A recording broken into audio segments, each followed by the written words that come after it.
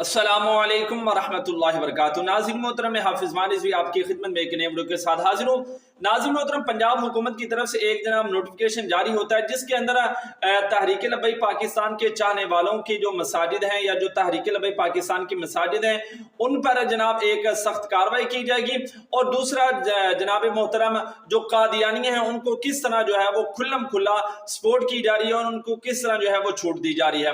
नाज़रीन मोहतरम, आप स्क्रीन पर जो है वो नोटिफिकेशन देख रहे हैं, मैं भी आपको पढ़कर सुनाता हूं कि जिसके अंदर उन्होंने लिखा है कि तहरीक लब्बैक पाकिस्तान की अक्सर मसाजिद के जिम्मेदारान और कारकुनान जो है वो रियासत और कादियानियों के खिलाफ लोगों के जहनों को जो है वो तब्दील कर रहे हैं। अब जनाब तहरीक लब्बैक पाकिस्तान वाले करते क्या है कादियानियों के खिलाफ? कादियानियों के खिलाफ जनाब हम ये कहते हैं कि कादियानी काफिर हैं, वो अपनी मसाजिद को जो है वो इबादत गाह नहीं कह सकते। तो ये कौन सा जुर्म है? ये तो पाकिस्तान के आइन की हम बात करते हैं कि आपके पाकिस्तान के आइन के अंदर ये लिखा हुआ है कि जनाब कादियानी काफिर हैं, काफिर हैं, काफिर हैं। और ये तो हम बात डंके की चोट पर कहेंगे कि वो काफिर है।